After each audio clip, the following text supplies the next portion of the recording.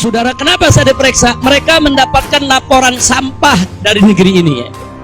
Laulal wajibat dakwiyah, kalau tidak ada kewajiban dakwah di negeri ini, saya tidak akan tinggalkan. Sangat disayangkan, banyak di antara Habib senang memprovokasi sehingga mendapat tepuk tangan oleh golongan tertentu, dan Habib-Habib ini sangat disayangkan digunakan oleh kelompok-kelompok yang semacam ini. Kalau kita dihina, dicap minoritas, dicap benalu, macam-macam serakah, sabarlah, kita harus punya kesabaran. Ya, saya sebut presiden yang akan datang, yang akan dilantik pada bulan Oktober tahun 2019 adalah presiden ilegal. Karena hasil dari pilpres curang dan zalim. Banyak di antara Habib-Habib yang tidak mencontoh panutannya, yaitu Nabi Muhammad SAW. Kita sering mendengar pidato-pidato dari Habib-Habib yang diberi panggung, dan banyak di antara mereka yang menggunakan kata-kata mencaci, banyak menggunakan kata-kata yang tidak sesuai dengan karakter seorang dai atau seorang pemuka agama. Kalau kita cuma empati nggak cukup, kita mesti ada kemurahan hati. Kita juga harus ada kerendahan hati. Jadi kalau tentara dan polisi nggak bisa menegakkan hukum di sana, nggak berani untuk menangkap para pelaku. Yang membenci kita, yang mau menyerang kita, kita pikirkan mereka itu sama saja membiarkan dia menduduki properti kita paling berharga.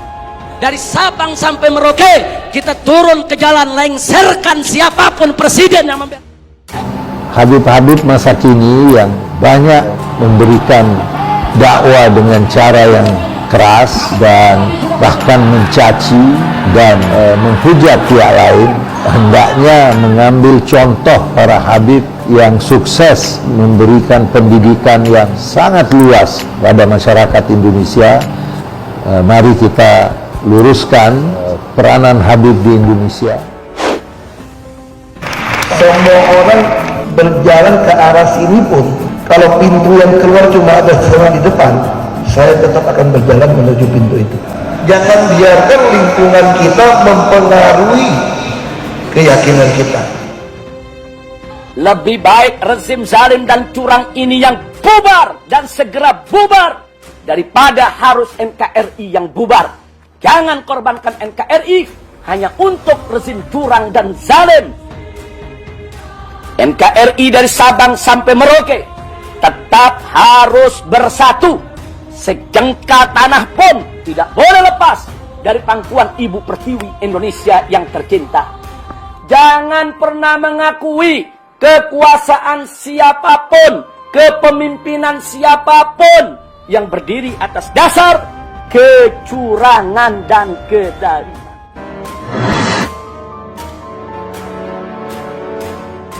Tahun 2022, jabatan Anies Baswedan selaku DKI 1 alias Gubernur DKI Jakarta bakal berakhir.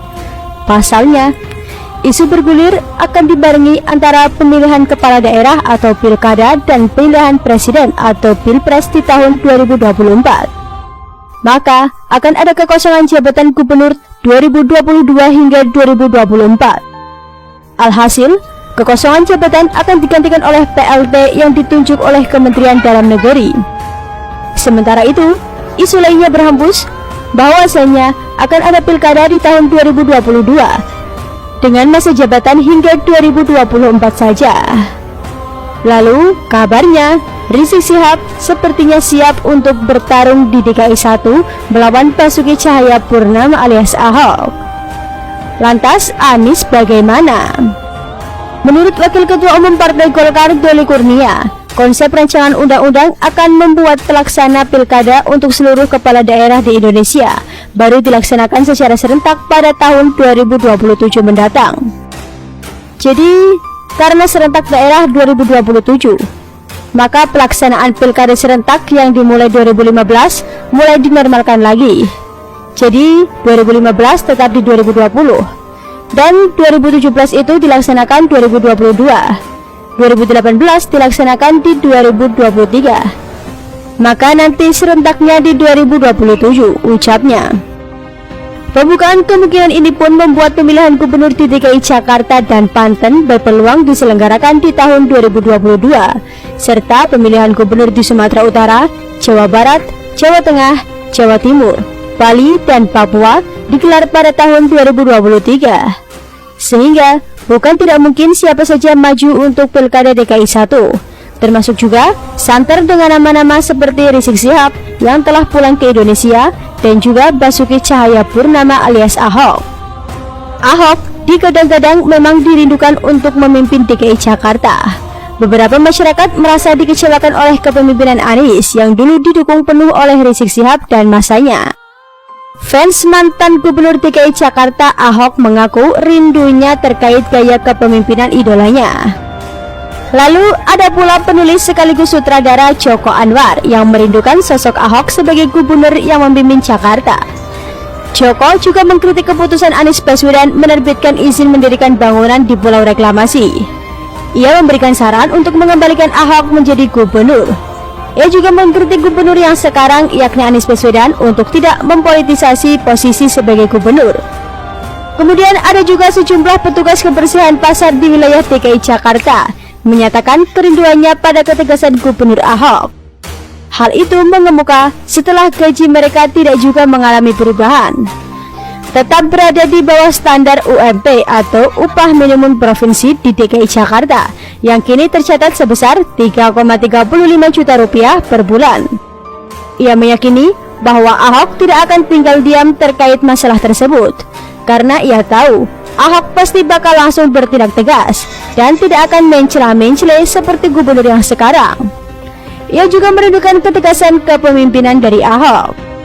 Di sisi lain, disampaikan oleh Urbanisasi, warga yang berprofesi sebagai advokat ini menyatakan banjir di DKI Jakarta terjadi akibat ketidakmampuan Gubernur DKI Jakarta Anies Baswedan dalam mengantisipasi kemungkinan Jakarta dilanda banjir.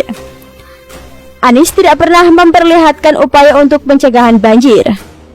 Kami jadi rindu dengan kepemimpinan Pak Ahok.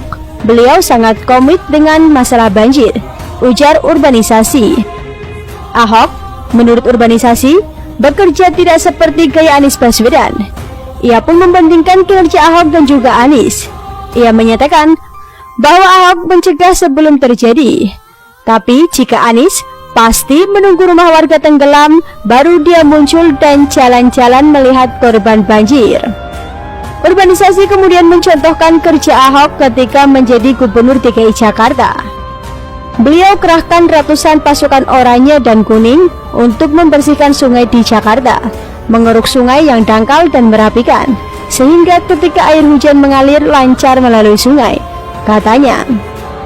Tapi kalau gubernur yang sekarang, lanjut Urbanisasi, tidak terlihat turun ke lapangan memastikan Jakarta aman dari ancaman banjir. Pak Anies kalau saya lihat lebih sibuk ngurusin balap Formula E sama bongkar pasang Monas. Tapi kerja nyatanya untuk masalah banjir dalam 2 bulan terakhir nyaris tak terdengar, kata Urbanisasi.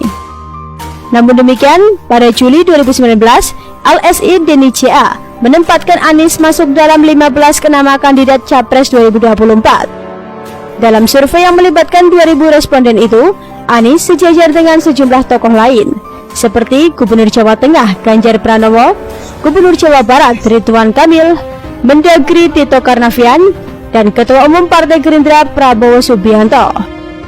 Begitu pula survei Indobarometer pada April tahun lalu. Direktur Eksekutif Indobarometer M. Kodari menyebut secara gamblang Anies sebagai calon presiden terkuat untuk 2024. Namun, sayangnya, tren positif tersebut diprediksi tak selamanya akan didapat Anies. Pada 2022, Anies akan meletakkan jabatannya sebagai Gubernur DKI Jakarta. Sedangkan, Undang-Undang Nomor 10 Tahun 2016 tentang Pilkada menegaskan bahwa 2020 bakal menjadi pilkada terakhir. Pilkada 2022 dan 2023 akan diserentakkan pada November 2024 bersamaan dengan Pilpres. Artinya, Anies akan loncat dan gagal memperpanjang kekuasaan. setidaknya untuk merawat popularitas. Posisi strategis di Republik ini akan hilang terhitung Oktober 2024. Pengamat politik Universitas Al-Azhar Indonesia, Ujang Komarudin mengatakan hal ini karena menjadi kerugian besar bagi Anies. Posisi Anies, kata dia, makin berat dengan statusnya yang bukan penguasa partai politik. Dia juga diperkirakan tidak punya modal finansial yang besar sebagai pegangan mencalonkan diri di 2024. Ujang menjelaskan nasib Anies bisa menjadi seperti mantan Panglima TNI Gatot Nurmantio. Gatot yang menjadi calon potensial di 2019 meredup usai dicopot dari jabatannya sebagai Panglima. Ketika tidak punya kekuasaan, akan butuh perjuangan lebih keras. Kalau tidak, akan dikerjai oleh lawan-lawan politiknya, ucap dia. Sedangkan Direktur Indonesia Popularitas Survei Silvanus Alvin pun menilai hilangnya kesempatan periode kedua merupakan pukulan telak bagi Anies. Namun, di saat yang sama, hal ini jadi keuntungan bagi Presiden Joko Widodo. Presiden Jokowi akan mendapatkan peran kunci untuk menentukan pejabat kepala daerah pengganti Anies. Dengan begitu, dia punya peluang besar memuluskan jalan kandidat yang ia kehendaki. Sepertinya bakal sama pula dengan Rizik Syihab. Walaupun masanya terbilang banyak, jikalau masyarakat sudah pernah merasa kecewa dengan kandidat yang diperjuangkannya, tentu akan jadi pertimbangan. Terlebih, memang dulu Rizik Syihab terkesan sangat ambisius, mendorong masanya yang tergabung dalam FPI atau Front Pembela Islam dan 212 untuk hukum Ahok yang diduga menistakan agama. Rupanya, memang segala tindak tanduk Rizik Syihab mendapat banyak respons kurang mengenakan. Bahkan, Menteri Koordinator Bidang Politik Hukum dan Keamanan Mahfud MD di tayangan kanal YouTube pada 4 November 2020 kemarin mengatakan pemerintah tidak pernah membahas kepulangan Rizik. Rizik Syihab itu bukan Khomeini, orang suci yang akan disambut. Kalau Rizik Syihab kan pengikutnya nggak banyak juga, kalau dibandingkan umat Islam pada umumnya. Kita nggak khawatir juga, kata Mahfud. Sehingga memang bisa jadi Ahok bakal menjadi kandidat terkuat untuk DKI 1. Bisa jadi juga Rizik Syihab menjadi lawan yang tak bisa disepelekan juga. Namun justru sayang, Anies tak pelak mungkin bakal merasakan doncap.